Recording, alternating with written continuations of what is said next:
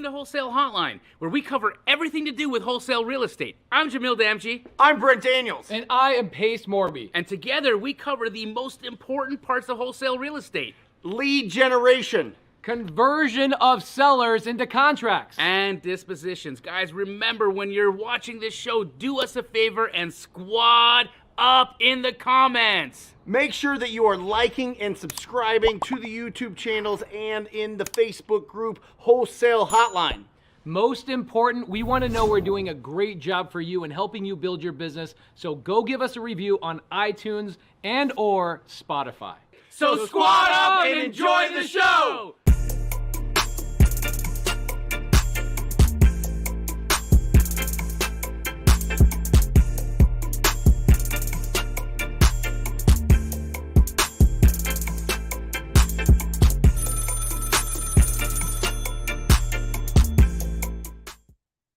Welcome to Wholesale Hotline number 154, where it doesn't matter if you've done 1,000 deals. It doesn't matter if you have done 0 deals.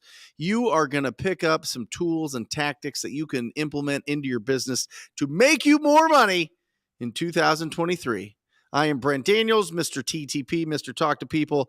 And of course, I'm joined by the incredible, the realtor training.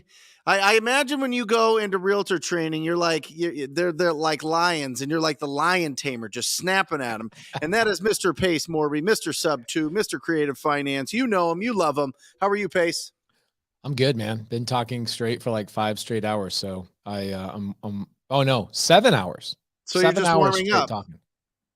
Doing a real estate agent creative finance class. It was great. It was for 7 hours.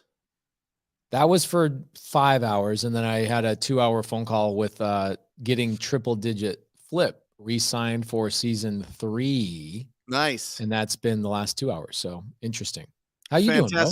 How did it go with the real estate agents changing their minds on different real estate techniques? It was good. It's really interesting. I'm not trying to rat out any agents, but you just realize that how little agents actually know about real estate in general. Right. They all admitted, hey, we didn't learn how to comp in real estate school. Yeah. We didn't learn how to do this. We didn't learn how to fill out contracts. We didn't learn how to do marketing. We didn't actually learn how to value a homeowner's property. It was really nice. It was refreshing. I think the audience that I attracted to come to this thing was very much, hey, I'm here to learn, and I'm here not to have an ego just because I'm licensed. Awesome. I was actually very worried, bro. I was worried that because I'm not a licensed agent, that they were not going to want to actually learn from me because there's a stigma attached to investor versus agent. Yep. And the class was amazing. People stayed around for a couple hours and asked questions, and we're going to be doing it again next month. It was completely I think what the agents expected, because they see me on YouTube and they see that like I have a mentorship, and they see these things, that they thought that at any moment I was going to pull out like some hard close thing of like, and I'm not going to teach you anything else unless you sign up for this $50,000 mastermind, Nice. And luckily I had an agent right in the very beginning who said, I hate wholesalers and I hate people who wholesale. And I had a good hour-long breakdown of like why wholesaling exists and how it actually brings value to a specific part of the marketplace. And I got her to go, wow, this makes a lot of sense. Yeah. Wow. And I think that just having communication with agents and having a class put together where they all get to hang out with each other and they're nodding their heads and you serve them lunch and there's nothing to sell except I told everybody in that room, I said, if you don't make an extra 50 grand with me this year specifically, then I did something wrong in this room today. It was phenomenal, man. It was, one thing that I really picked up, I think agents have a couple of really hard hangups. One of them being representation on deals. They go into every single lead expecting, how am I going to list this property? Whereas you and I don't ever think about how am I going to list a property. No. And that ties into actually today's topic, which is how do I JV in real estate? So I brought up to agents. I go, you don't have to represent somebody in every real estate transaction. You can just be the buyer, or you could be the person that's doing the wholesale transaction, or you as the agent can make an assignment fee from your client. And I think that's the beautiful thing about real estate is there's so many different ways you can go. I actually have a JV agreement we just had refreshed. I don't know if you care if, do you have a JV agreement that you share? Locked and loaded for this? No, we have one in at wholesalinginc.com. Yeah, but we don't have one like Matt has ready to load. If you have one to load, we could definitely go through it. But it's interesting, Pace, because as an agent, they're thinking income comes from commission. Commission comes from representation. And brokers are the ones saying, hey, listen, you need to get more commissions. You need commission.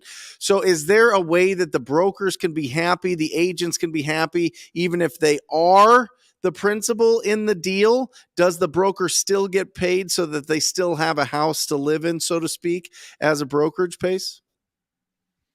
Ask the question again. Okay. If I assign something, I am not representing a buyer or a seller, correct? Correct. I am not receiving a commission. I am not receiving income from services rendered. I am receiving income for an asset that I sold. That asset that I sold was the purchase agreement. Okay. Right. So when I sell that purchase agreement, I'm not getting paid by the buyer or the seller.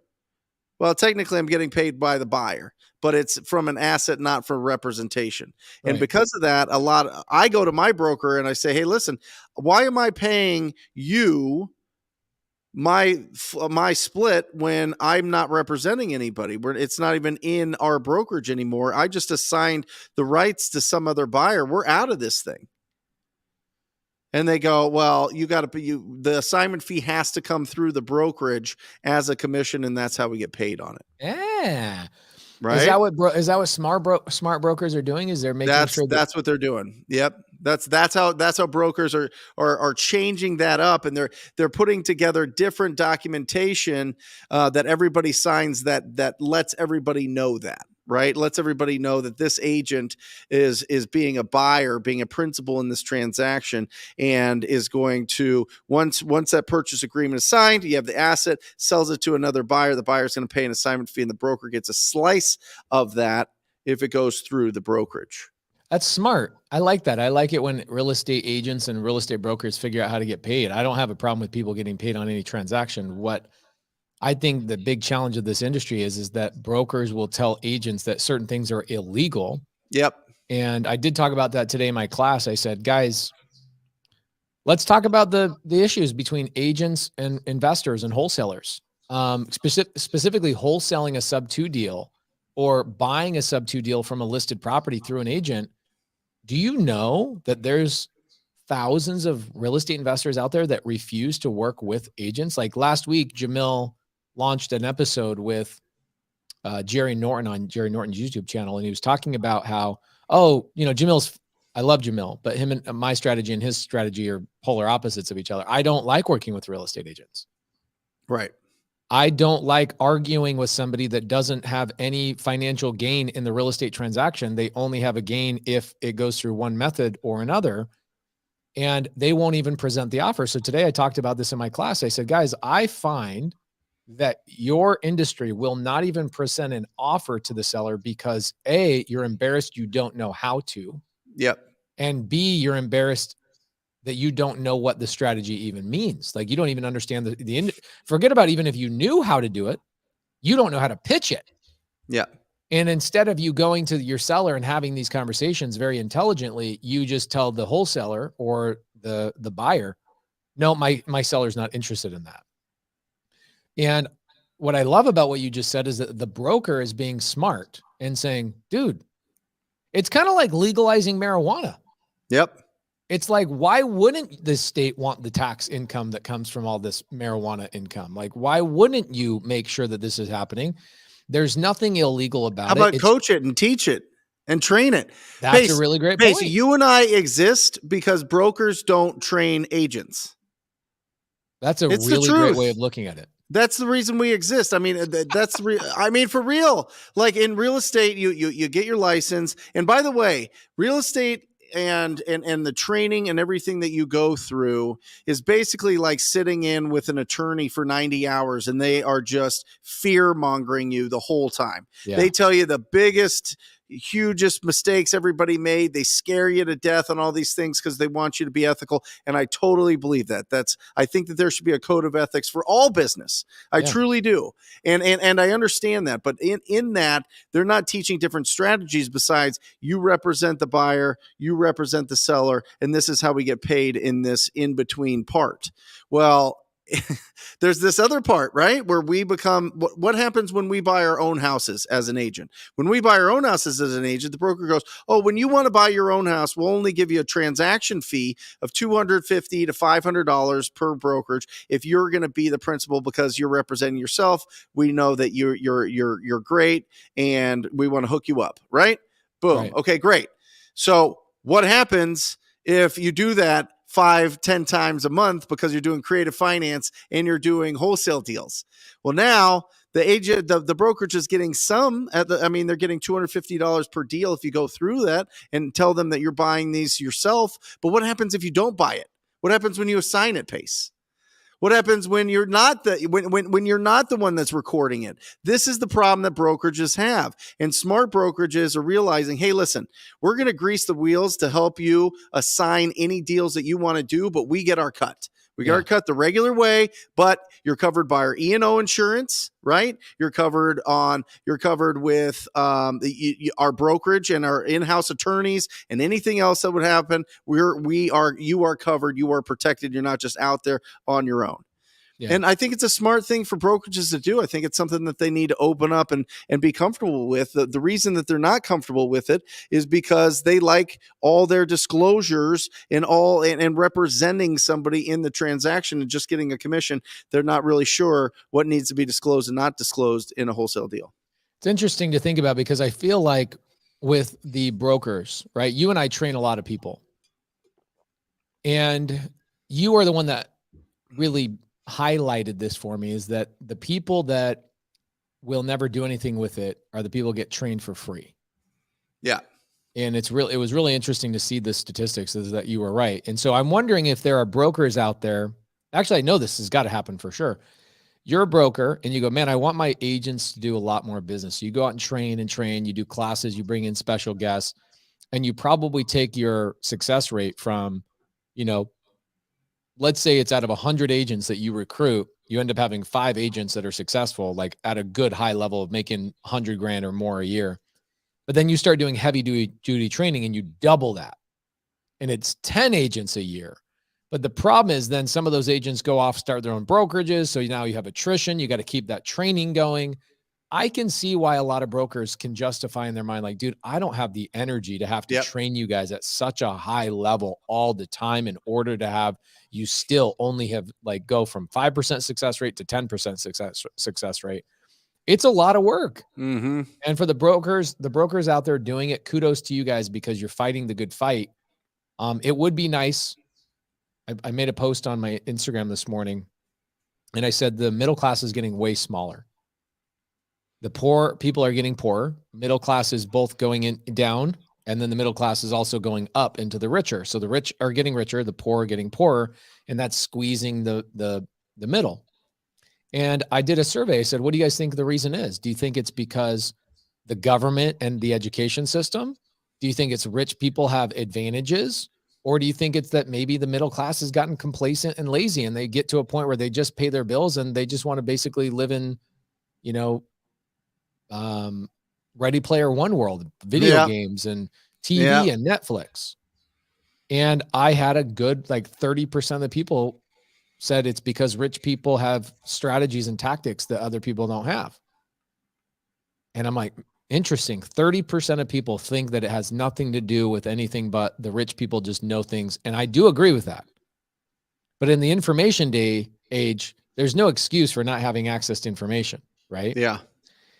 So what I think what happens is brokers out there are trying to educate, or there are a good portion of brokers who have tried to educate, but it is a lot of work getting lazy Americans who have gotten incredibly complacent and They don't want to add skills to their merit badge, right? They don't want to gain more merit badges, like learn how to find investor buyers, learn how to do creative finance, learn how to do wholesale assignment.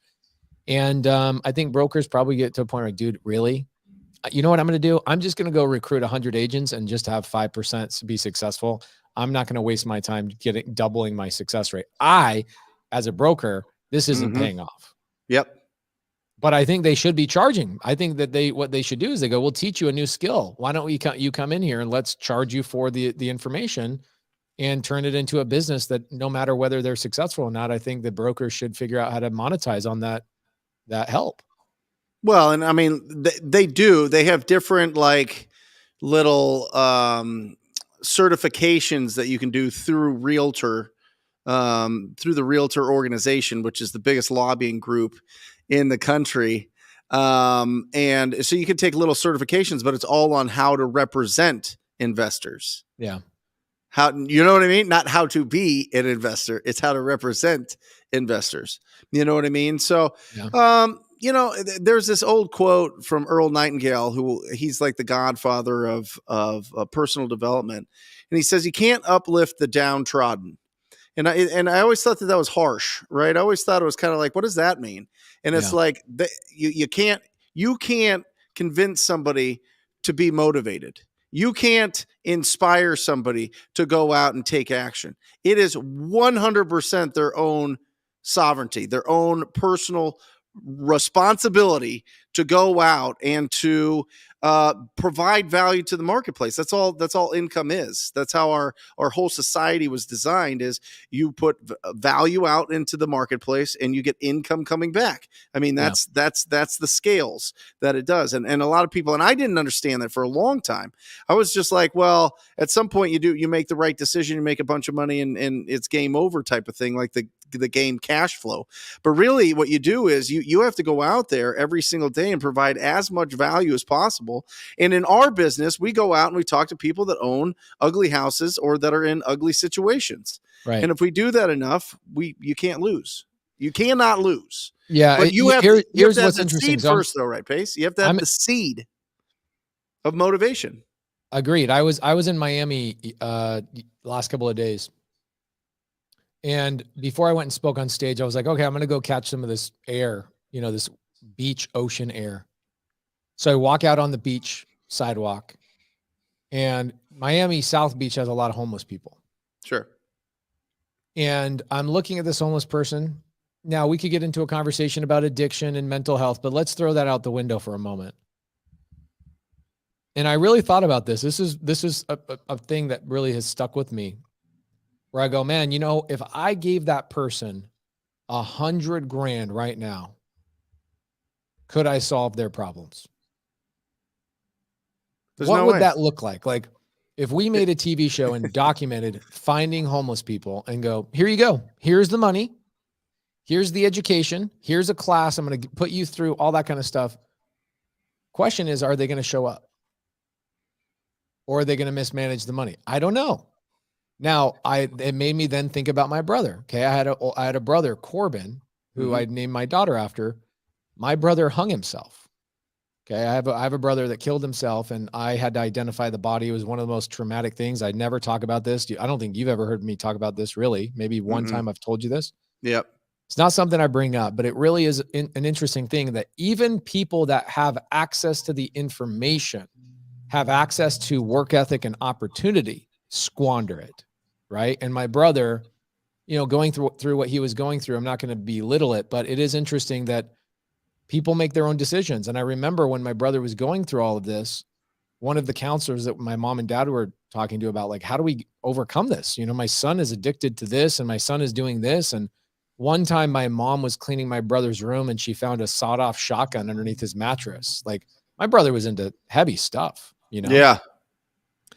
And even in a family that grew up religious, grew up learning work ethic, the same family that brought me up is the same family that brought up my brother, Corbin. But there was something where my brother just was going through it. And so my parents hired this consultant to help them, right? They tried everything at this point, 5 years, boys camps, psychologists, all the things. If you guys think that there's some suggestion out there to solve this problem, my parents tried it. I promise you. Okay. And the same way my parents raised me is the same way they raised my brother. So there was no difference in the food that he ate, the clothes, the opportunity, the places he lived, the church he went to, the Bible lessons every single morning. Like my brother had it. I have an Eagle Scout straight A student, and my brother and I are a year apart in the same household, but we ended up differently. Yeah. But the counselor ended up telling my parents, they said, your son, unfortunately, has to hit rock bottom and make the decision on his own, because at the end of the day, nothing you can do will be able to motivate and get another human being into solving their problems, but their own commitment to themselves. Yep. And it didn't really make sense to me at the time because I was only 17, 18. I was more involved with like what was going on in my world. And I didn't know my brother 7 or 8 years later would end up hanging himself. But it's interesting. I know that's a very dramatic turn, but when you bring this up, there was nothing my parents could do. Nothing my parents could do. They loved him. They gave him opportunity. My parents, did everything you could imagine. Yeah. But my brother wasn't ready for it. And my brother wouldn't make a commitment to himself. And so I also had this really interesting thing I did when I was just a contractor. I ended up hiring this guy named Gary. Gary was a homeless person. And I met him. I was driving down the road and I see Gary. I'm like, man, he's physically fit. He doesn't look like he's on drugs. I end up pulling over. I give him $20 and he's like, I go, what's going on, man? He goes, man, I just lost my construction business. I was a contractor for a long time. And I'm just down on I'm like, okay, you got all your teeth. Like, you don't look like you're addicted to anything. How can I help you? He goes, man, I just need an opportunity. I need an opportunity. I'm like, man, I'm overwhelmed with opportunity. Okay, what do you need? He goes, man, if I could get a van and I could get a job, I could finish this house for you. Or I could do anything for you. I go, okay, I got a house that I'm getting ready to do. I buy the guy a $5,000 van off Craigslist, like one of those white cargo vans. Yep. $5,000. I let him stay in the house that he's working on. Bro, I don't even want to go into the story. This guy was just self-sabotaging every little thing. Even when somebody gave him all the opportunity in the world, he self-sabotaged everything.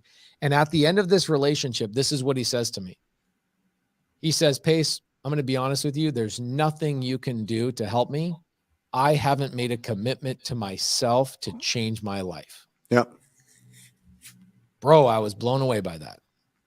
What do you think's the difference? You know what I mean? What is the seed of belief in yourself? You know what I mean? That you can, even though you failed, even though you screwed up, even though you might have lost relationships or lost, your profession or your job or your income source or whatever else. How do you get the seed of belief back into it, into yourself? I mean, at some point, faith has to come in, right? I can tell you what, at 100% of everything that that has allowed me to be successful actually did not even come down to me. What it came down to was the people I was around. Mm-hmm. When I met Brent Daniels, my income increased $1 million a year. When I really started collaborating with other people making $2-3 million a year, I started making $2-3 million a year. Yep. Even today, I was collaborating with somebody talking about their business and what they're doing on the back end. And I was sitting there taking notes. I'm like, man, I am literally a product of my environment. I take zero credit for any of my success. I know what it looks like to not be around the right people, but still have the same work ethic. I was a contractor making a good living, but I wasn't making money. Like, I wasn't generating wealth. I got around the right people. It has changed my mindset. And here's what happened with my brother. I'll tell you, where my brother veered off is this. Okay. My brother Chance, he'll never listen to this podcast, so I don't worry about him hearing this, but I'll rat him out a little bit. My brother Chance was my little brother Corbin's idol. Okay. So Chance is older than me, and I've got Harmony, then I've got Pace, then I've got Corbin. Okay. My brother Chance, at the age of 16, invites my brother Corbin to go sneak out of the house with him and go hang out with his 16-year-old friends. Mm-hmm. My brother Corbin is like, wow, I want to be one of the cool kids. And what do you think he does at age 11 years old? 16-year-old nonsense. 16-year-old nonsense, right? He was an 11-year-old kid that my brother Chance, who was drinking 5 years earlier and he was supposed to, is now having my 11-year-old brother drink because that's who Chance was hanging out with. Okay. Yeah. And so my brother and my two brothers would sneak out at nighttime, and they would come even knock on my door and go, you want to sneak out? And bro, I had this really weird experience when I was in 6th grade with one of my friends, Tyler. I was at his house. His brother shows up drunk, and this guy is out of his mind drunk. You can't even understand a single thing he's saying. And it made such a strong impression on me that I was like, I never want to look like that in my life. He was the opposite of cool. Yep. And so like you guys, you see these beer commercials like bikini girls and all this kind of stuff where you're like, okay, that's what drinking looks like. But to me, what drinking looked like was when Brian, Tyler's brother, came home completely obliterated drunk. That scared me silly that I never wanted to touch alcohol ever in my life. Yep. Okay. That wasn't what my brother Corbin and Chance went through. That was my experience. So my brother Chance would sneak Corbin out of the house because they knew it was wrong. They had to sneak out. I would say no. Then I became the uncool brother. I was the uncool brother because these guys were out sneaking around. Next thing you know, my 11-year-old brother's doing things to impress his older 16-year-old brother. He's drinking. Next thing you know, he's then smoking weed. Next thing you know, he's dropping out in 8th grade, and he's not coming home at night.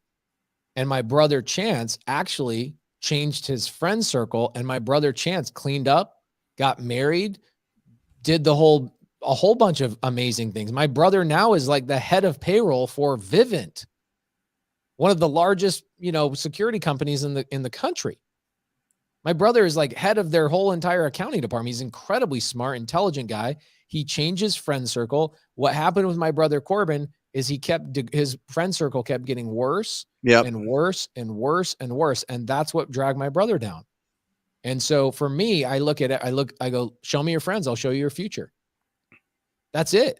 That's been the recipe for my success. Every single day, I'm like, who am I hanging around? Who am I spending time with? Who are my conversations with? Because I have not had a single thought on my own. The people I'm around are the people that pour the recipe of my thoughts into my brain, and what comes out of that recipe, right? The recipes come in my ears and through my eyes, and they exit through my mouth. It is 100% the environment that I'm in. And, it's like you have done multiple things for me. You've done stuff where you question me like a good friend, like, why are you doing that? Or a good friend will also say, you should be doing this. And then a really, really good friend like you, Jamil, other friends, will also lead by example. Sure. And so I would say 100%, show me your friends, I'll show you your future. And that gets into joint venturing. That does get into joint venturing, 100%. I mean, it does. I mean, that's really it. I mean, powerful story, Pace. I mean, it's tragedy. I'm sure, bro, you've lost people. For your parents, like the whole time you're talking, I'm just thinking as a parent, what that's like. It could be like, I don't even want to go there. I just don't want to go there, mentally right now, or in my heart. And it is, I mean, listen, the people that you hang around with and your vibe attracts your tribe. You know what I mean? We talk about it all the time. We talk about, you got to be around people that challenge you, but also cheerlead you. And that is really, really, really difficult. You know what I mean? And it takes time. It takes time to be able to filter it down and to get to that point. But it's worth it. And being around people and being in rooms of people that are doing more and more and more. What I have always found, Pace, is the people doing more, the people that are there are much nicer than the people on the way up. Does that make sense? You know what I mean? The people there are much more kinder, and they're ready to go, and they're secure in where they are, just as a person, as a professional, as a from a financial standpoint. And so the people there are so happy to share what they're doing. They're so happy to challenge the way that you're already thinking. They'll say, "Stop it! What are you doing?" I remember having this conversation with both you and Jamil, and it's like, you guys, you need to pay yourselves. Stop paying everybody else so much. You gotta start paying yourselves. You got to take it home to you and your family. Or Yeah, that was one of those things where your friend says, "What are you doing?" Yeah. Or what? Hey, can you tell me why you're doing this? Because maybe I'm missing something. And that was a conversation you had with me maybe 4 or 5 years ago. Yep.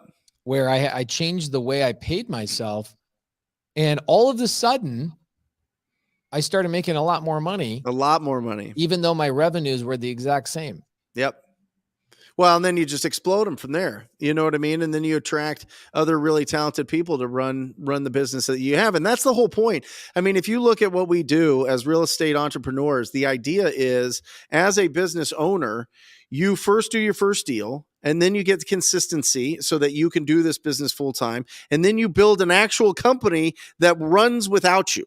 On a daily basis, it runs without you going in and having to pound the phones every single day and go on all the appointments and go and talk to all the title companies and hard money lenders and all this stuff. It allows you to elevate your game to another level. And that's when you start really buying assets and really getting into wealth creation, really doing exciting things. But you can't do that if first you don't lay the groundwork of really, really, really hard work for a long time. You did it. Jamil did it. I've done it. Everybody that we know that we've had on this channel that has done amazing things has gone out and really, really, really worked. But what the reason I'm pulling this all together is when you're out there and you're going and you're being so proactive and providing so much value, you attract people that are out there providing so much value. And all of a sudden you've got this like mega squad of people that are out there like making a huge impact.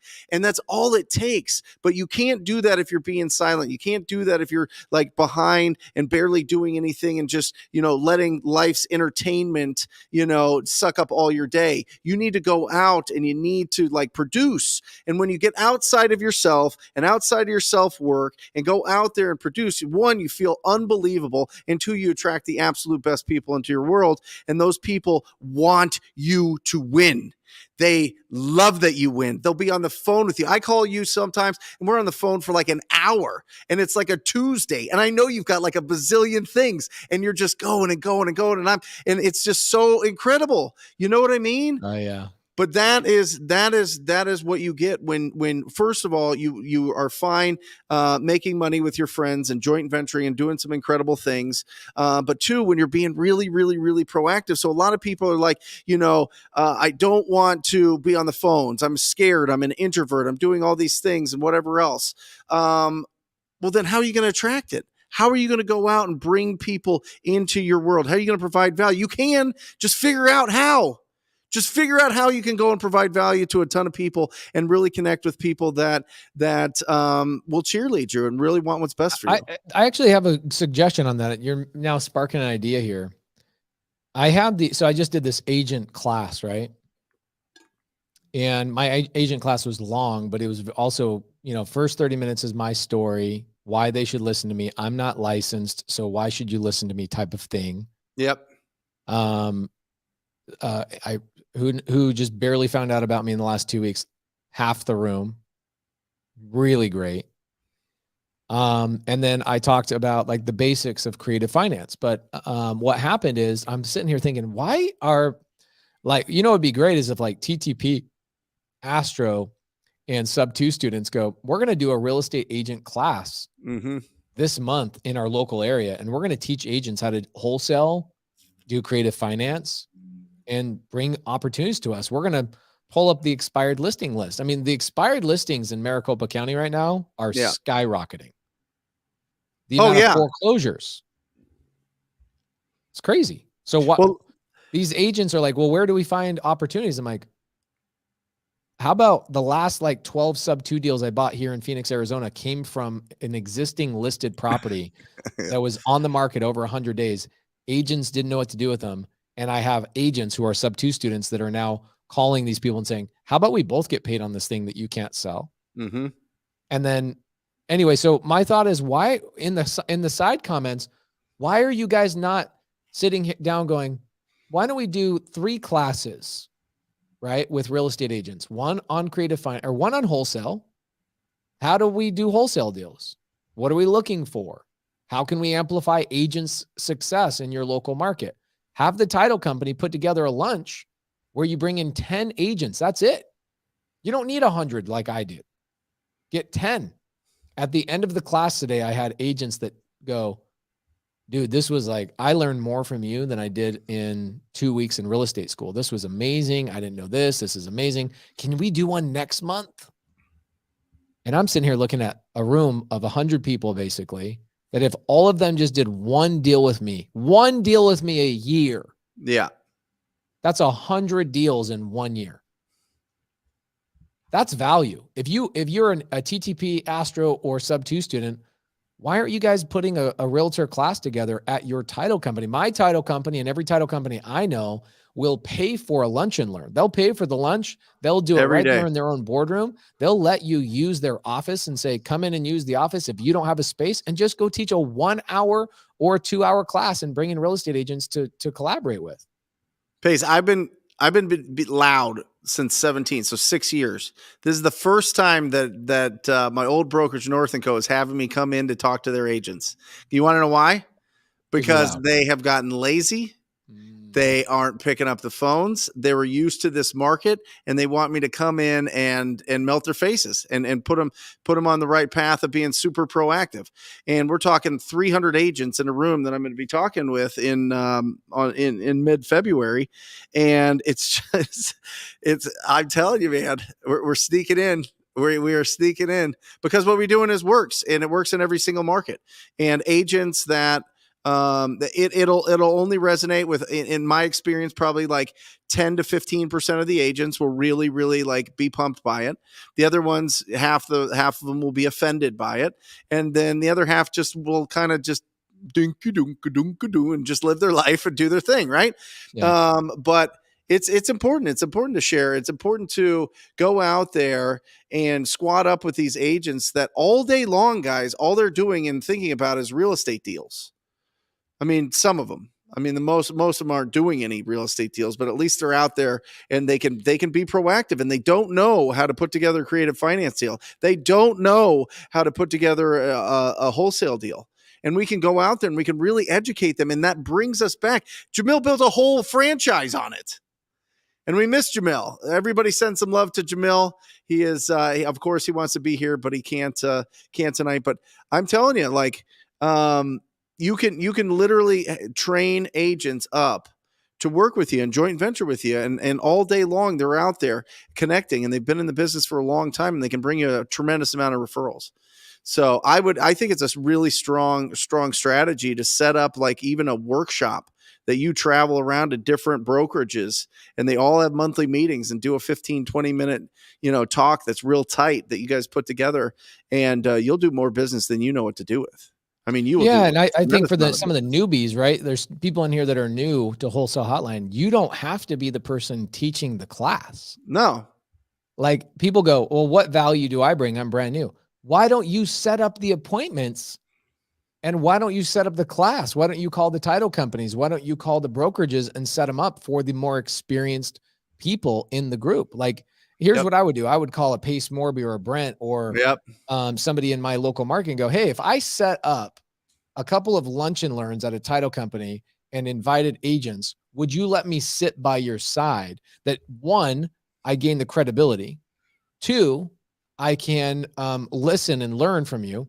Three, I get to build the relationships with these agents, and they'll potentially do deals with both of us. And four, I can actually take action and provide value to you that you and I could collaborate in joint venture on a bunch of transactions. You literally don't have to know how to do anything in real estate to do that. Yep. In fact, I'm writing that down. I don't know. When people ask me all the time, what value do I bring? That is a great idea. Mm-hmm. Like, why aren't you calling brokerages, title companies, and saying, hey, Brent Daniels, will you come speak? Bro, you'll go speak in front of 15 people. I will, all day long. All day long. And you've got TTP students in every market. I've got successful sub-2 students in every market. Why don't you just call one of my sub-2 students and go, if I could get you into a brokerage, get you into a title company, and we could get 15, 20 people to show up here, would you teach for an hour, teach for 30 minutes, talk about a deal you did last time? In fact, damn, think about this. What if you're a sub-2 student, a TTP student, an Astro student, you called the title company you just did a deal with, and you go, hey, do you mind if we break down the paperwork on this transaction in your title company's boardroom this coming Friday afternoon at 4:00? The answer is always yes. Yeah. Can you send it out to your list of people that you do business with that might be interested in this? You would fill up a room in one email. Bro. Oh my gosh. Now One I'm email. like, And then, you know what the strategy there is, Pace. You go, hey, listen, here's what you do. This is how you go find these deals. This is how you do these deals. And this is how you become the buyer. If you don't want to be the buyer, fine, I'll be your buyer. Okay. I will be your buyer. I will give you proof of funds right now. I will be your buyer. If you don't want to do it, I want you to go out and do all of these strategies. If you don't want to do it, I will do it for you. I will do it with you, whatever it is. Okay. And I'll tell you, they will bring you so many deals because they'll be like, let me just see how you do this. Let me see it in real life. Or I just want the commission and be out. Like for real. They literally would. Like, and then you could go into so many different things. All right. If you have a listing that is really beat up and and you get an offer on it and it's going well, and for some reason it gets wiggly, I'd love to be your backup offer on any of those listings that you have. How about that? I want to be your second best buyer. Put it out to the market, put it out to everybody, get the highest and best. Send that deal when it gets wiggly to me, and I'll save it. You keep all the commission. You could be a backup offer on every single deal in town. Here's the problem with this. It goes back to the very beginning of what we talked about. The problem with this is there's the people that do and the people that do not, right? There's the people that take notes, and then there's the people that take action. Yep. And so even this strategy that we just talked about, I'm going to call it the zero value strategy. You provide zero value to the marketplace as you stand right now. You don't know how to fill out contracts. You don't know how to fill out paperwork. You don't know how to find buyers. You don't know how to talk to buyers. You don't know how to talk to sellers. You don't know how to negotiate. You don't have any money. You're broke. Well, even though you have zero value, you have tremendous value by picking up the phone and setting up. This is the thing is we put this on my Instagram stories. I had 120 people sign up in less than 5 minutes, and my team had to turn the thing off because there were so many people that wanted to come to this thing. I'm like, man, I didn't know there was such a demand for this. And then I was like, of course there's demand for this. None of these agents know what they're doing right now. Their brokers are not teaching them. You don't even have to know everything about everything. Find somebody in your local market in the Wholesale Hotline chat right now, or in my Facebook group, wherever you want to find them, and say, why don't we JV on this? Why don't we go and call 5 title companies and put on a class? Yep. Not even a full master class. Just go, we want to break down where we found our last deal, how we found our buyer, and why we chose this title company to do the transaction. Come do a lunch and learn with us. It's 30 minutes plus some Q&A. If you did that and you're brand new and you just called somebody else that's more experienced, dude, you would be the most well-known person in your market within 3 to 6 months. Yep. Mike Mahoney, you know Mike, my best friend, did this back in the day during the downturn, teaching agents how to bid at the foreclosure auctions. And he worked for a company called Brown Equity, and nobody wanted to bid at the foreclosure auctions. They just paid them $3,500 every time to bid at the foreclosure auctions. So he was going in and he was like, here's exactly how you can be our competitor. Here's exactly what you need to do. The exact step space, like down to the T. It was very, very, very analytical, and nobody did it. Everybody became their client. Everybody became their client. I'm just telling you, it's absolutely wild. Here's what happened today. Okay. This was really, really great. Jake Edwards, thank you so much. He says, Pace, sincerely appreciate the time you gave us agents today. Jake, please tell people, like, was it valuable? Obviously I gave you guys 4 hours and I spent money on food. And so what did you talk about? I mean, how do you keep agents for 4 hours? Oh, bro, you know what I mean? It was interesting all the way to the end because are you breaking down sub-2 deal? What were you breaking down? I broke down maybe one deal. Today I just was introduction to what creative finance is. So how do you introduce? What's your first, like, What I 5 told minutes of that my first thing was breaking down. We talked about lead generation in their business, and I said, let's talk about leads, right? I learned that I had to go get 50 leads to get a contract. And then when I learned what creative finance was, here's how I found out is that I wasn't able to solve all these people's problems. Yep. Yet I was spending all these money on these leads. Doesn't that suck? And all the agents are like, yeah, it's the freaking worst. I'm like, okay, well, if I told you that I don't even care about the good leads anymore, I actually care about the bad leads. That's what gets me excited. Would you guys want to learn more? They're like, yeah, that's why we're here. Great. So let me explain seller finance to you. Let me explain sub-2 to you. And I told stories about like the bunny story, the F-150 story. I told stories about recent deals I did. Why did the seller? A lot of what people really need to understand with creative finance in their first introduction to it is, why does the seller do these things in order for them to go, oh my gosh, I got it. You're actually solving a problem that I, as an agent, cannot solve. I need to learn this and add this as a merit badge to my lapel. And that probably took an hour and a half just to get that far. And then I broke down every acquisition strategy, and I broke down every disposition strategy of like, how are the ways that I can acquire deals besides cash? And there's like, I think there's 14, and then there's an additional 14 exit strategies that agents are like, oh my gosh, I had no idea that you could make money on all these things. So that I'm just curious what 14 you hit them with that their brain didn't explode. There was an agent in there, not to pick her apart, but she had no idea what a lease option was. Right. Right. And that was great. She did understand sub-2. She could understand, she'd explain sub-2. So we went cash, seller finance, sub-2, hybrid. We then went to lease options. We went Morby method, right? And we went through executory contracts, like in Arizona, an agreement for sale, or land contract, contract for deed. And we went through. When would you use contracts. That real quick? I'm just curious. You talk about the land, the contract for deed or the land contract. When do you use that? All the time. Let's say I'm buying a house from a seller subject to. Okay. And they have a down payment assistance program that will not allow us to sell the property without a heavy penalty to the buyer or to the homeowner. Got it. If I take that property over on an executory contract, or in the state of Arizona, agreement for sale, I would say 20% of my sub-2 deals are actually not sub-2 deals, or executory contracts that don't transfer the deed title, but they give me control of the asset by recording the agreement for sale. Is it just a timing thing? Like they have to have it for a certain amount of seasoning before they can sell it without the penalties? Yep. So I've got one right now that is a 6-month executory contract that converts to a sub-2 deal once that time frame ends. Love it. So you're going into it as a sub-2, and you find out that they'd have a prepayment penalty. So you go, oh, okay, I'll just use this land contract. Yep. Another time we use, and again, when you guys are in like Pennsylvania calls them a bond for deed. It's not called an executory. It's not. That sounds cool. Yeah. Bond for deed. James Bond.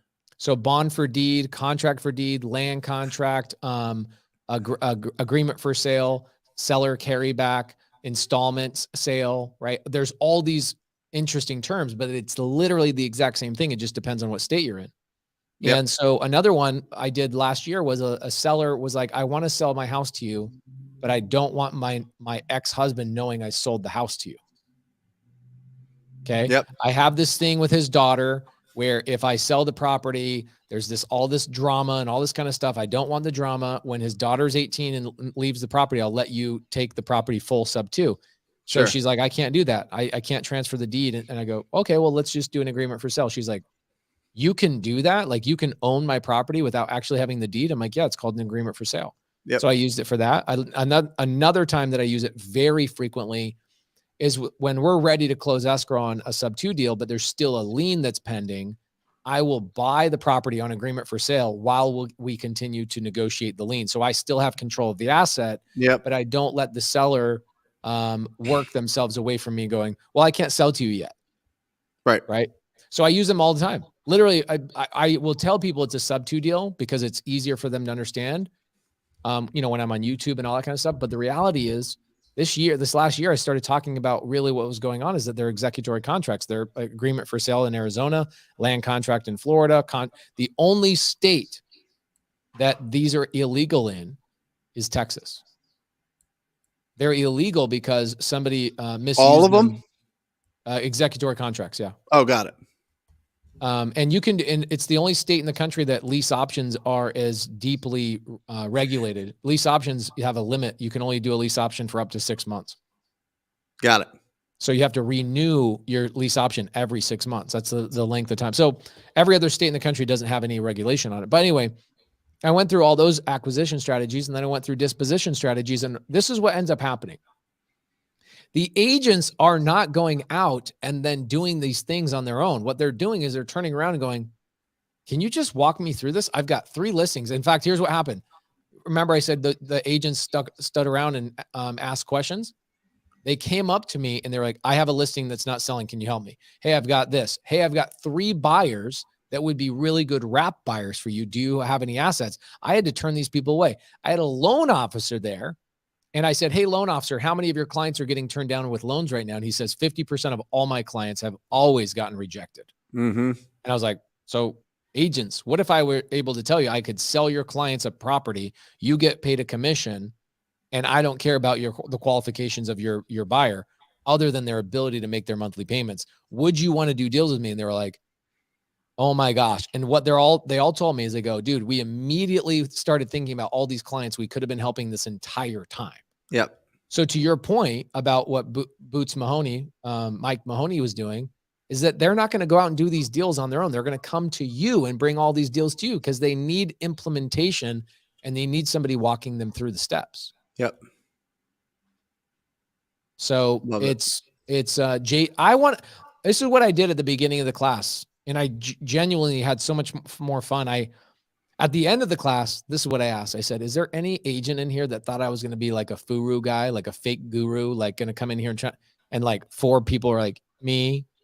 A couple of people were like, I was worried about coming to this class. I thought you were going to try and sell me on something, or I thought this, I didn't know what to expect. And it was delightful. The whole entire day was delightful. And I'm like, oh, I'm sitting here all self-conscious. Like I should wrap this up because I'm 4.5, 5 hours into this now at this point. I'm like, I should wrap this up. And it just question after question after question. I'm like, holy crap, I should have planned a whole day of this, right? So when an agent hits you with, I hate wholesalers, you guys are all scumbags. You guys are all, none of you guys have buyers. None of you guys have money. You guys are just trying to like hope to make something off of my listing. How dare you? Yep. I went to real estate school for 90 hours. Okay. I took 4 tests. I have been in this business for 48 years, and you guys are putting offers in on my properties that you're never going to buy, and I hate you all. You know what I said? Huh. I said, so I won't say her name. Yeah. Nobody knows who she is. I'll say her name. Her name's Caroline. She was awesome. Yeah. She's an older lady, older real estate agent, obviously very experienced. Yep. And she said, I hate real estate agents or wholesalers. And you know what I said? I said, I hate them too. Yeah. I go, you and I have a lot in common. Right? What do you hate about them? Yeah. And she said, well, you know, she was trying to be reserved. And I said, let me guess, you don't like that they don't have earnest money. And I said, agents, how much do you want on earnest money? And they were all 1%. 1%. Like, unison. They were like unified in this. And they're like 1%. I was like, okay. So what I don't like about wholesalers is they don't have any earnest money. That bothers me because I own a title company and I see it all the time. 85% of wholesalers that come and open up escrow don't have earnest money. Yep. Okay. The other thing that bothers me is they don't have any buyers. So they're going and locking up contracts with homeowners, but they actually don't have a buyer that they've ever spoken to before. Yeah, they're liars. Yeah, they're liars. And then I said, I also don't like, one thing I don't like, I actually like, some wholesalers are not going to like this. I'm a wholesaler too, by the way. I'm telling her this. I go, I'm a wholesaler, but there's things I don't like about the wholesale industry. I wish there was a place that I could tattle on a wholesaler and that somebody would hold some wholesalers' feet to the fire. Like there are people in our local market, Brent, Jamil, myself have blackballed these people from doing business with us at least, that will file a memorandum on a homeowner's property and sit on it for 5 to 7 years until somebody has to come and arm wrestle them, spend $1,200, $1,500 with an attorney to get that memorandum removed.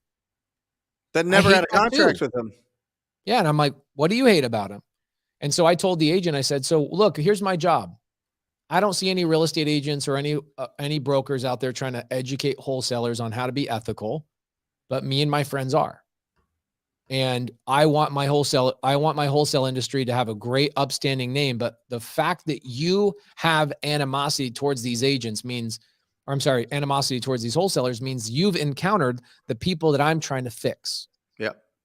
And that gained her trust, as it should. I told her the truth. I don't like a lot of wholesalers either. Yep. And it's actually, I shouldn't say that. I love these wholesalers. I don't like that they don't know what they're doing quite yet. Right.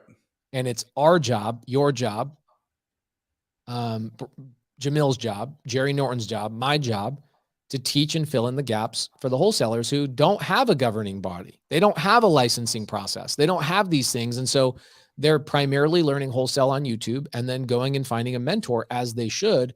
And hopefully that mentor is not a guy out of California that teaches people how to, renegotiate on a homeowner the day that close of escrow is supposed to happen. Yep. So I talked about that, and the agent really liked that. She liked that answer. She's like, yeah, I don't like that stuff either. And you don't do that? No, I do not do that. But I also said, hey, I'm going to tell you the truth. I have done that before. And the moment I went and locked up a homeowner that I didn't know if it was a good deal, but I just got the contract and I couldn't find a buyer and I had to go back to that homeowner and renegotiate, that was it for me. Never did that again. I know how that feels, and I try and teach wholesalers against that. And she was like, wow. And all of a sudden, for the preceding 4 hours after that, she was all ears, taking notes, loving it. And her and I are homies now. She's great. Yeah. Love it. Yeah. But there's a right way, right? I mean, there's a right way and a wrong way to do this. And listen, it's like two sides, because it's like, go take massive imperfect action. I get that. Mm-hmm. All right. But if you're going to take massive imperfect action, have somebody that's got your back. It all goes back to where we started. Have a squad, have somebody that has done this, have somebody review the offers that you're putting in, have somebody guide you, work for somebody for 6 months, work for somebody for 90 days, go and join a group of people that get together and talk about real estate investing. Find somebody that you connect with that understands and does deals, and ask them to work with them. Ask them to take you under their wing and to make sure that you don't go out there and screw it all up. Because I don't think that there's anybody that genuinely, there's a few bad apples. There's a few bad actors that are just, I don't know, something's wrong. Something just isn't connecting to be ethical and moral. But for the most part, everybody's sweethearts. Everybody's going out there trying this business. They're not trying to screw up a deal or cancel a deal or promise something that they can't do. They just don't know better. Yeah. And all it takes is to squat up. All it takes is to find somebody that will be like, no, you can't get it at this price. You need to get it at $50K lower than what you're about to offer them. You know what I mean? I've got the buyer for this deal. If you can lock up this deal. That's how you start really building the momentum and really, doing this with a lot of confidence and a lot of certainty. Because a lot of people are just hiding behind emails and blast out and text messages, and they're not building real relationships and real reputation in the business. And it just takes you way longer to build wealth if you do that. Yeah, if you do it right and build your squad, you'll build it faster. As well, though, in the class is I did point out, hey, there's about 5 things that wholesalers don't like about your guys' industry. Can I tell you guys about that? Obviously, I gained their trust before I said this. Yeah. But I said, number 1 is you guys won't even present an offer, even when it's a good offer. Right? There's a lot of lazy people in every industry, including licensed real estate agents. Okay. Another one is that you agents will take a listing will not sell at the price that you take it at. And you're going and putting a house on the market. You're locking up a seller in a purchase contract. I'm not a purchase contract, but a listing agreement for 6 months, knowing damn well it's not selling at that price. Yeah. You want to talk about ethics? Yeah. You want to talk about ethics? You are lying to your homeowner. Now they're going to say, well, what do you want me to do? I go, okay, well, I think there's really good agents that handle that properly. And they, instead of turning down the listing, they tell the seller straight up, I don't think we're going to sell at this price. In fact, I know we're not going to sell this price. And if you're okay with me still doing the listing and not being mad at me when you're not getting offers at that price, I'm happy to put it on the MLS, but I think you're going to trade at this price. I think that would be great. The other thing is the way that agents treat other real estate agents. Oh my gosh, bro. My wife and I make this joke all the time. You know who hates an agent more than anybody else? Is another agent. Other agents. Oh, Another for agent. sure. And so, there's good and bad of every industry, but looking at the joint venture possibilities between wholesalers, real estate investors, people that are buying property, and real estate agents, man, if we could unite and joint venture on stuff together, think about all these how many vacant houses are in the United States right now? 11 million single family houses over a year. You don't think we could make a dent if we actually just work together? Well, listen, 6 to 10% of the market's in distress at all times, and real estate agents are not equipped to be able to handle that. You said 6 to 10% of the market is in distress at any given time. We have 143 million residential units. This is just residential. This isn't land. This isn't duplexes, triplexes, fourplexes, apartments. This isn't commercial.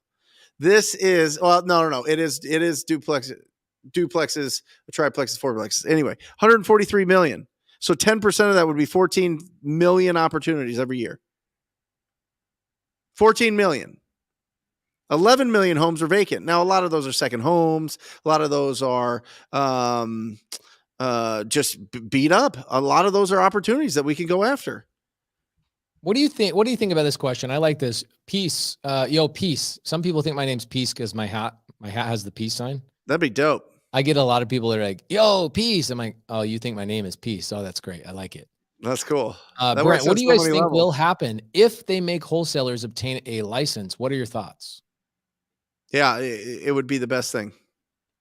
I agree with this. I think wholesalers that are just getting into the business don't want to do this for some reason. And I think the reason is I don't want people telling me what to do. And I think that that wholesaling attracts a very specific type of person, somebody that I'm going to generalize here for a second, so don't get upset. Yeah. Generalize, people. I'm going to generalize. Wholesaling is literally the first step getting started in real estate, is the lowest barrier of entry to get a real estate deal. Yes. Okay. It attracts people that really have no other option.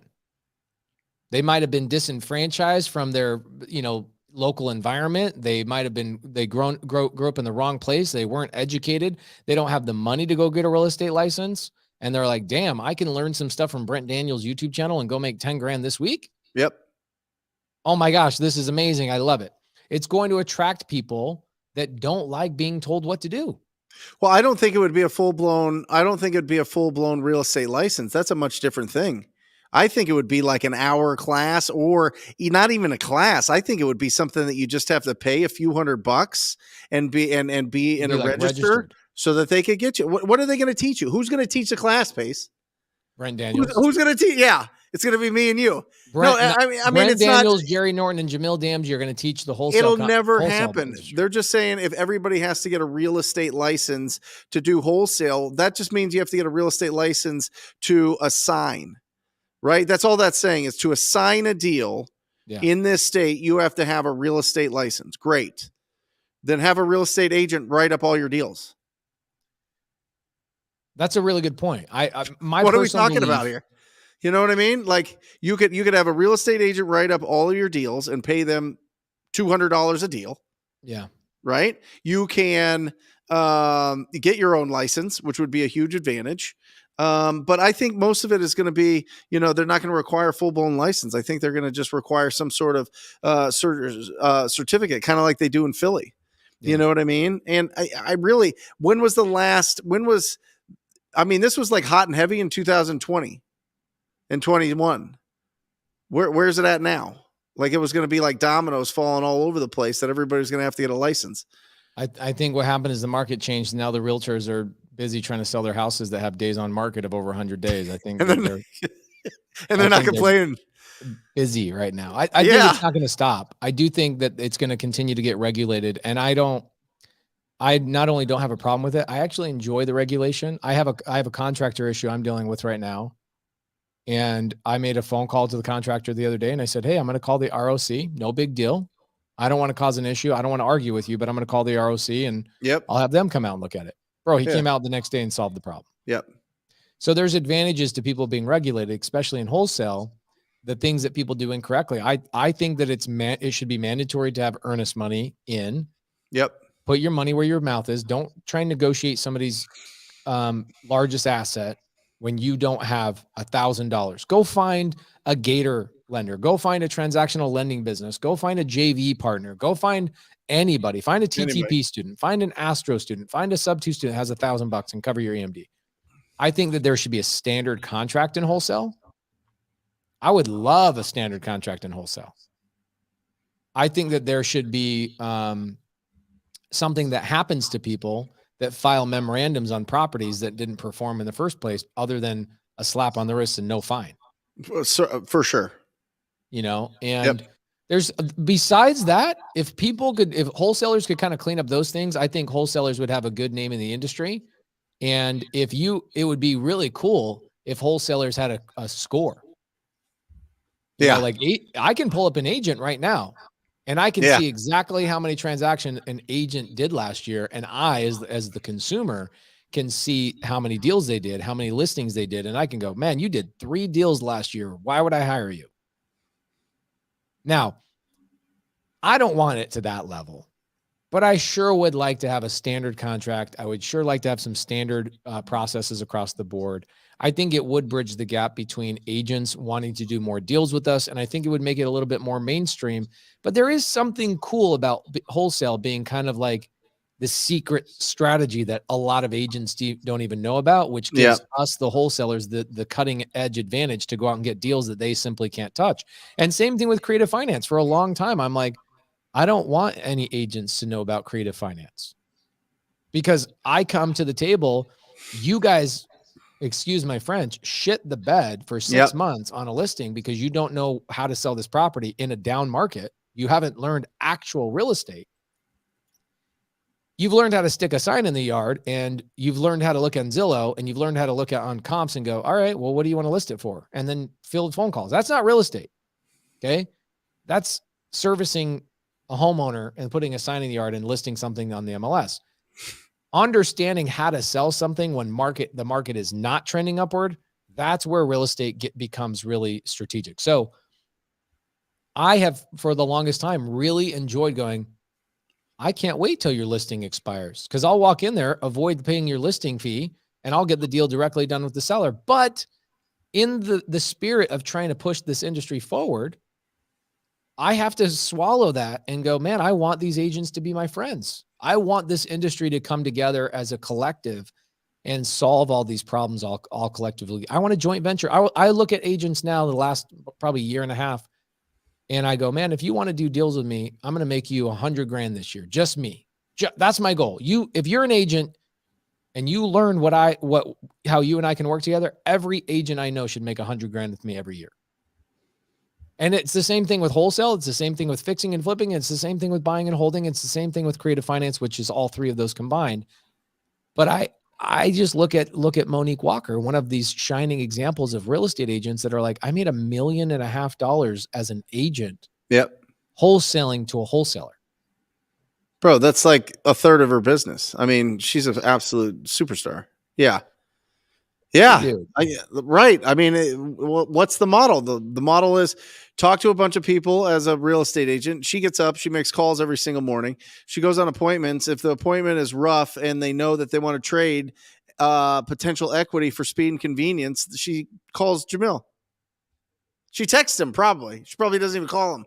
Probably just texts him, and he gives her a buy number, and she goes in with that, and boom, they split the deal. Marlene says, where can we see how many deals an agent has done? This is pretty simple. If you have access to MLS, my wife is always snooping on agents, right? Yep. When she's, you've probably done this 1,000 times, right, Brett? 1,000. You're sitting there talking. Let's say you have a listing or somebody at North & Co. when you were like a big real estate agent, you were fighting with an agent that was being a hard ass on the other side. You're like, dude, let me freaking look you up. And you look them up. You've had one listing in your whole life. And you're like 74 years old. When did you start this business? Yeah. So you guys don't know this, but agents have the ability to see what other agents are doing, not only how many buyers they've represented, but how many sellers they've represented. You get to see all of these things. The only way I know how to do it easily is through the MLS. My title company has the ability to do it. My title company has this really cool software that can show you all the things for listing agents. And it can also show you all the hard money lenders who have issued the most loans. Yep. And it can also show you who the loan officers who are producing and issuing the most loans on retail deals. So the information, guys, we landed on the moon in the 70s. Like, this technology it's not new. They've had this stuff for 10, 15 years. It's been out. Okay. So anyway, sorry about that. Sorry for the deviation. No, I love it. Listen, like, if anybody's worried about licensing or certificates or getting more regulated or whatever else, the fact remains, all wholesaling is the art of finding discounted properties, and that's never going to go away. Will there be different hoops you have to jump through? Listen, back in the day, you spat on your hand and you shook the dude's hand, and that's how you bought whatever, right? And then they're like, well, maybe we should put this on paper. Okay. Well, maybe we should record all these papers. Okay. Well, maybe moving the industry forward is a good thing. Okay. Go try to buy land somewhere that doesn't have title records. Try that. Try doing that. See how that goes. Right. This is an interesting comment. This in the spirit of transparency, let me tell you how I feel about Joe Carrera's post. I like this, Joe. Thank you for this. He says, how about you teach me everything I need to know? And we split the profit 60-40, me 40, then the next deal 50-50, then the next deal 40-60. After that, I pay you for the training and I'm off and running. I'll tell you why I would never do that ever again. Because I'm not a babysitter. Yep.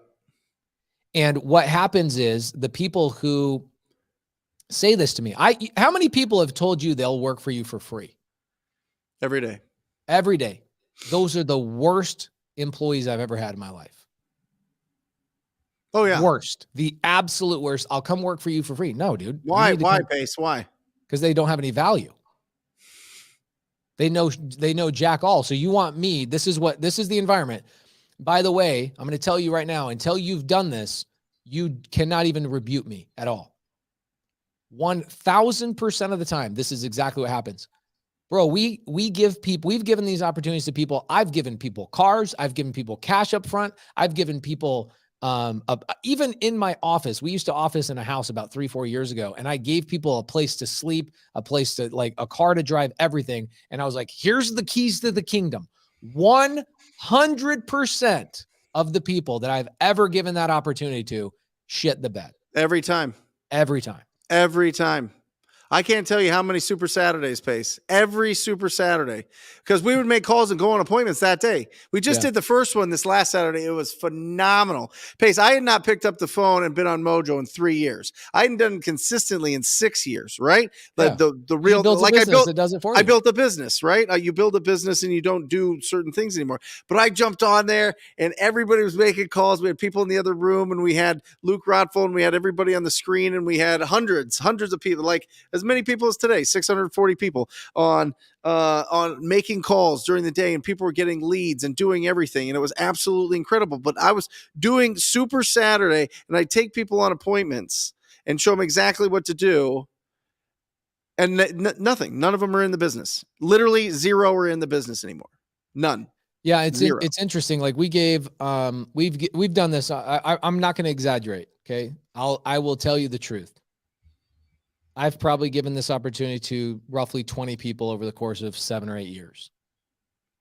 Okay. So when I say hundreds of people, that's an exaggeration. Guys, I will verify it. I've seen him in the cars. I've seen him take people around. I gave him more. Nobody gave him more shit than me. Nobody. Well, no, those were not people that I was just teaching for free.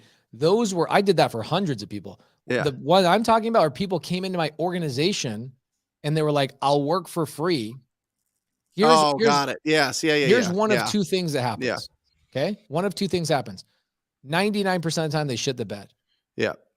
The other 1% of the time, they're like, I'll give you all the glory. I'll make sure I work for you for a dedicated year.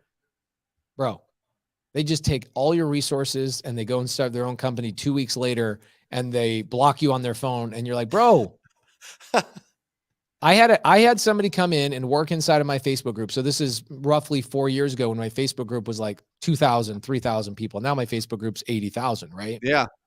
But I was like, we're going to work my Facebook group. This is the only thing you did. And we did, when we got my Facebook group to about 5,000 people, we were doing $160,000 a month, multiple months in a row is kind of our average number on just JV deals, just in my free Facebook group. Okay. Yep. So we brought a guy in. I want to say his name, but I don't want to say his name. You'll remember him. You remember he actually worked for me, and one of his sister-in-laws came from your world somehow, some way. I can't remember. She had worked for you or something weird. There was a weird tie there. Got it. The second he learned how to do what we were doing, that whole I'll work for you for a year, I'll give you a year, you invest in me pace. Like, think about this with doctors. Okay. Wholesalers think that this is like they're doing me a favor. Guys, this is a standard practice. When a doctor goes to school for 8 years, he then goes and interns at a hospital. Yep. And he dedicates his life to that hospital for a minimum, sometimes 2 and up to 4 years, because that hospital gave him the first opportunity out of medical school. Yep. Okay. What do they call that? It's residency. Yeah. They don't just go in there and go, all right, I'm good. I'm gonna go do my own practice. No, you put your time in. You sign a contract as a doctor to say, I'm gonna be here. I'm gonna be a resident, and I'm gonna stay here for a minimum of 4 years. And they go, great, we'll pay you $50,000 a year. Mm-hmm. So even as a doctor, they make you put in 4 years. But for some reason with wholesalers, again, I'm telling you, wholesaling attracts a lot of people that are like low barrier of entry, and it attracts us not all of them, but a good portion of them are looking for where's my easy button? I don't want to put in the work. Where's my easy button? And I'm like, I'm going to teach you how to make $1 million a year. Mm-hmm.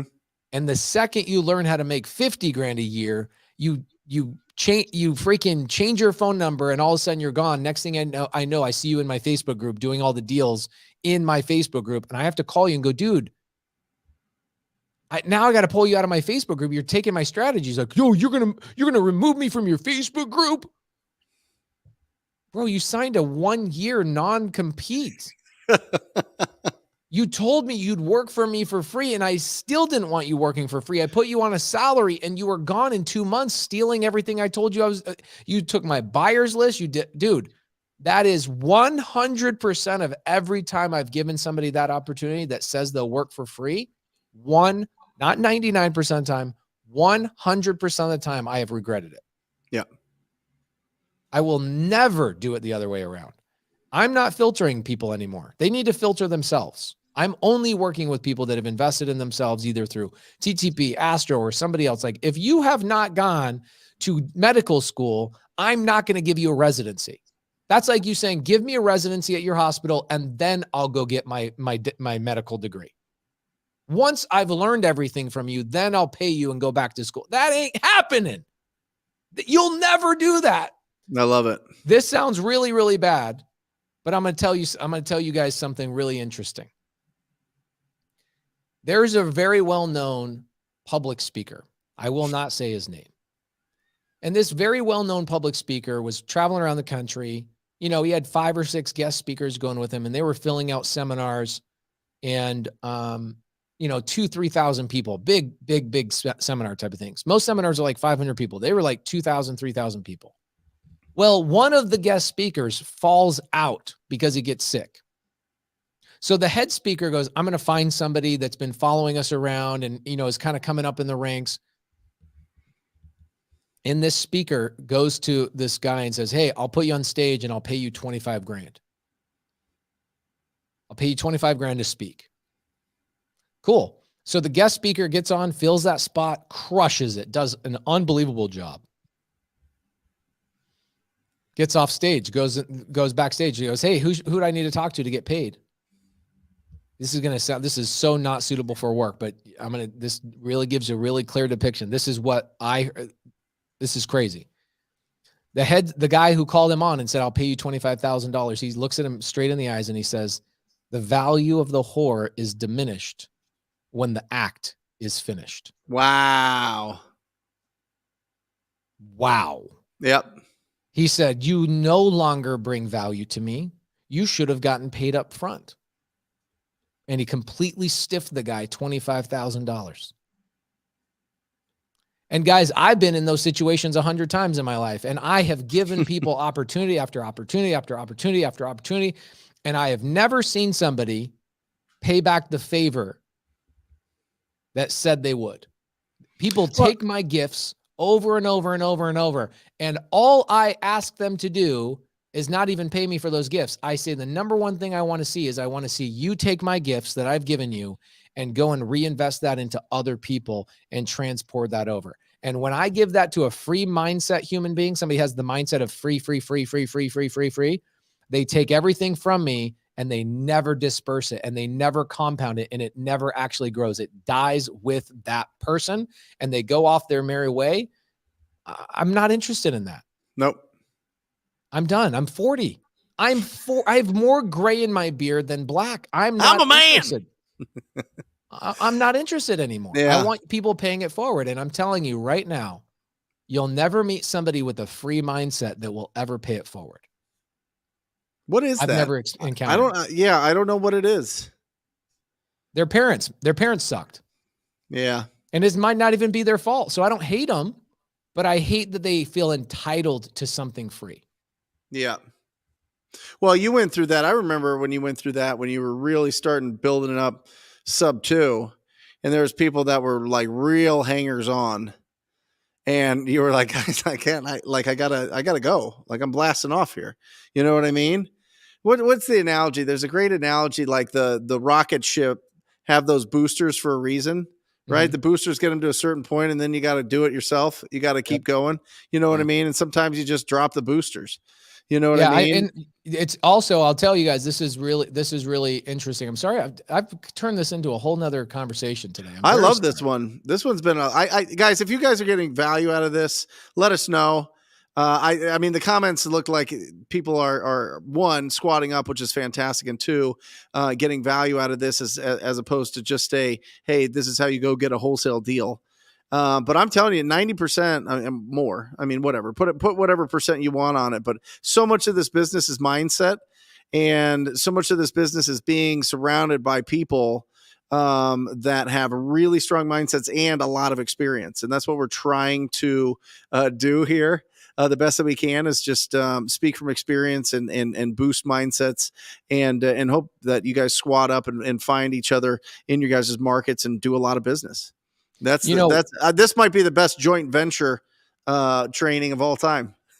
I got a couple of things that are also on my chest about this thing. I'm going to give you guys a couple pieces of advice. And you people out there that are Christians are not going to like this. Guys, I'm Christian too, but you don't hear me talking about my religion all the time. Okay? I have been burned by more people that have professed in the first sentence I've met them that they're Christian than people that don't talk about religion. My first suggestion to you is don't wear your religion as a merit badge. Wear your actions as your merit badge. And what I hear a lot of people, they go, hey man, you can trust me. I'm a Christian. Immediately, I don't trust you.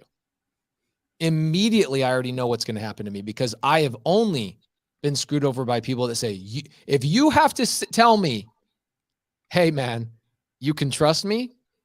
Oh, damn. I've been there. I've been there too. I'm not 18 anymore. You can't fool me.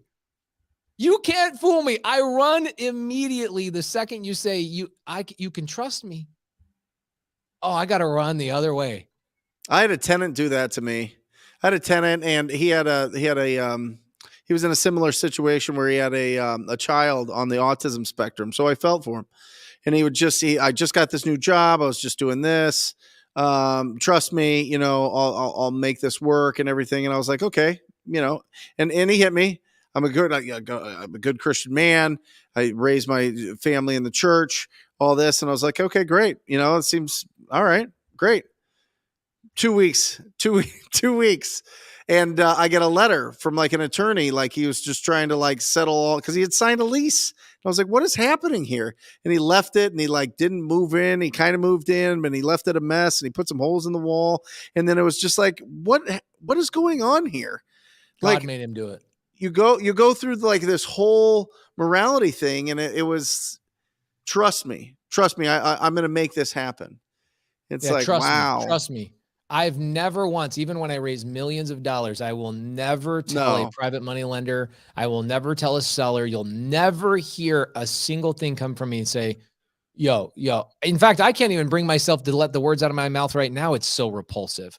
But I'm going to see if I can pull out the TV actor out of me. Trust me, I'm a good guy. Yeah. Trust me, I'm a Christian. Trust me, I'm a this.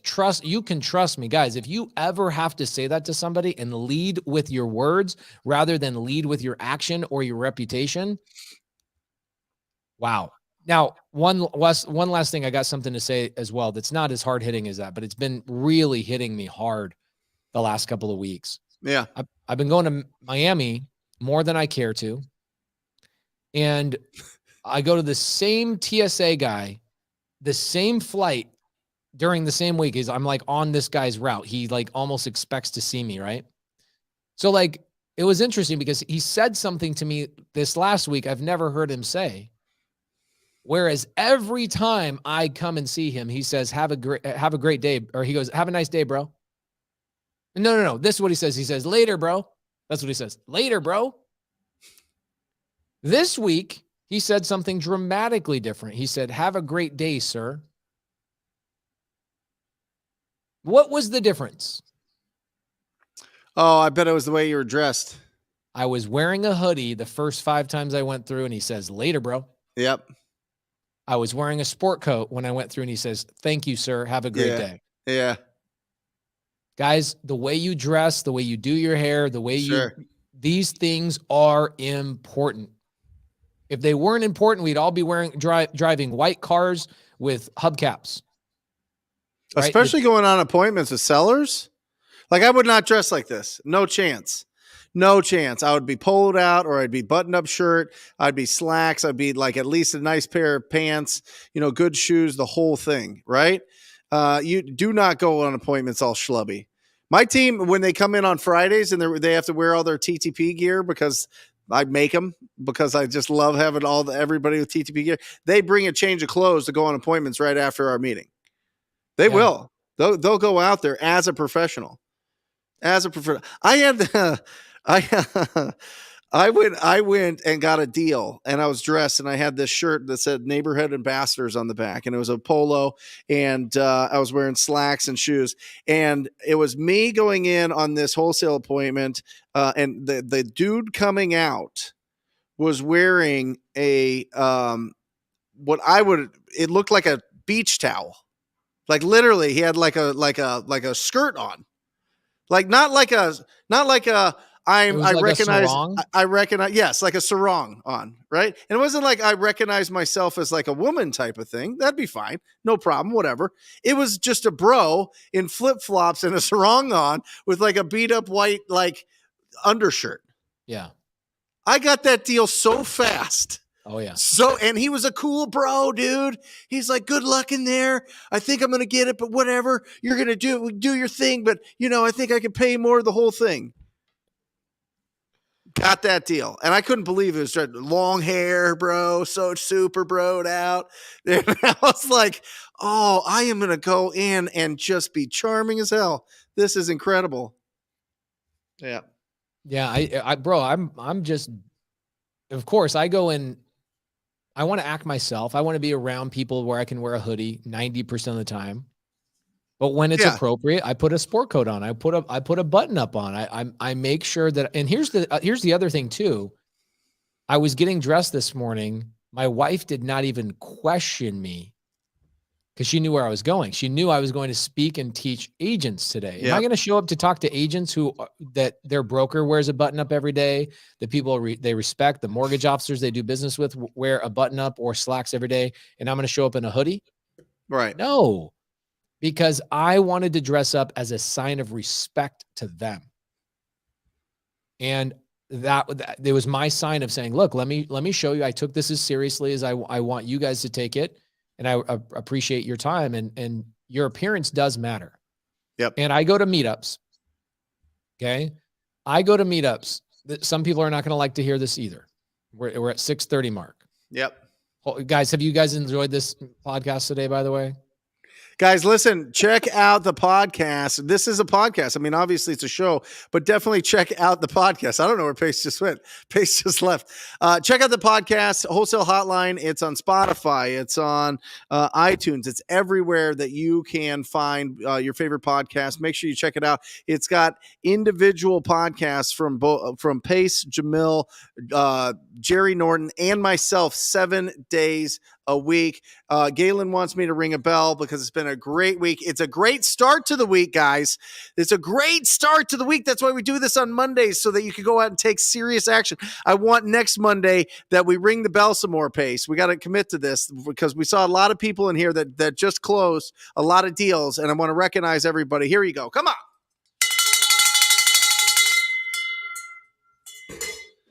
But take this as that, the wind behind your sails. Carly, I love you. And I appreciate you working with me on my team. She makes a really good point here. She does. However, there is a point in this life where you can be Gary V. Yeah. Where you have $1 billion and you can wear what you want when you want because your accolades are the clothes you wear. Yep. What you've accomplished is stronger than anything you can wear. Okay. All I look at is when people are wearing certain clothing, and Carly is just making an interesting comment. She dresses incredibly well. She takes care of herself. But there are people, I go to meetups, I go to seminars, I go to these places where people are congregating and meeting with each other. And then people come to me, they haven't brushed their teeth. Yep. Women are typically very good at grooming. Men are atrocious at grooming. Okay. You might have a beard. If you like having a beard, how about you shape it? Don't have one side longer than the other side because that's your natural growth. Trim it down, make it look appropriate. Look, I wear a hat 90% of the time. Okay. I'm not judging people, but I'm just saying, like, people, if you want to JV with people and you want to do more deals with people, you have to groom yourself and take yourself seriously. It's a sign of respect for the people that you're doing business with. So, what a great show today. Great show. What a great show. Awesome. What do you got coming up?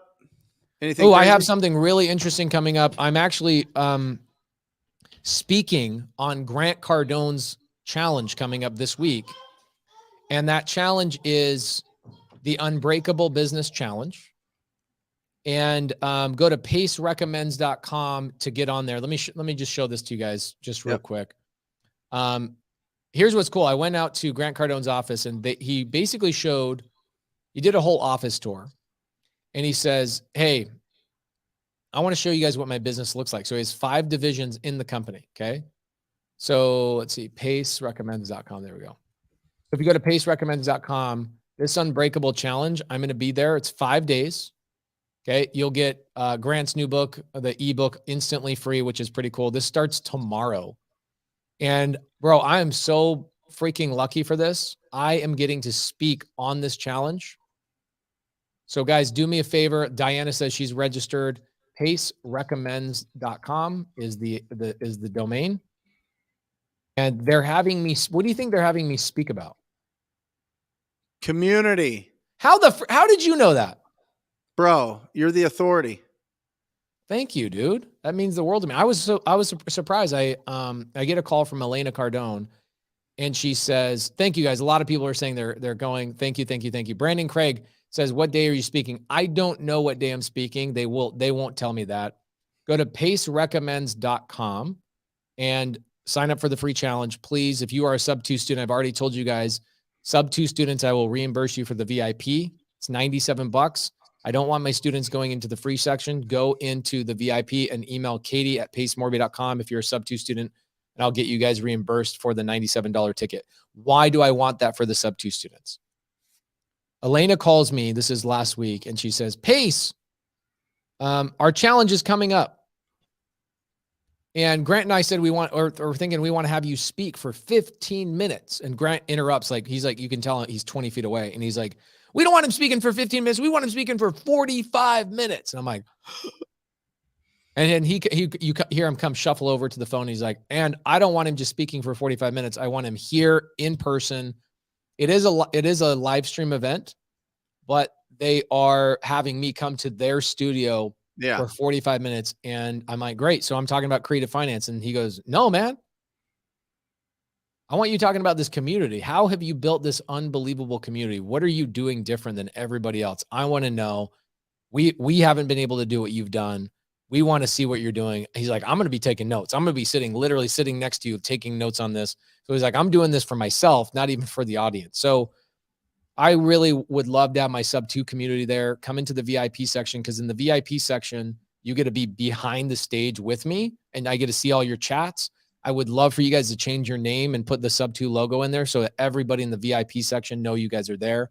So go to pacerecommends.com. I look forward to seeing you guys. I don't know a day I'm speaking yet, but I will be flying to Miami to do that speaking. And it's this week. It starts tomorrow. So pacerecommends.com. I'll be doing that this whole week. Awesome. What do you got going on this week, brother? Wednesday, 10 a.m. Mountain Standard Time. I'll be going live, answering whatever questions you have about wholesaling real estate. It's going to be a lot of fun. We do a little training in the beginning. We squat up in the comments like this and get a lot of questions and answers out. So be prepared. That's 10 a.m. Mountain Standard Time on the Brent Daniels YouTube channel. We love you guys. Thank you for joining us. Let this be the jump start to your week. I want some massive deals next week when we get on the show. We love you guys. See you next week. Later. Or just say squat up. So squat up and enjoy the show. Yeah. Yeah. Okay. 1, 2, 3. So squat up and enjoy the show. What are you doing? I didn't say nothing. Why? I don't know. I Okay. forgot. So squat up and enjoy the show. Cool.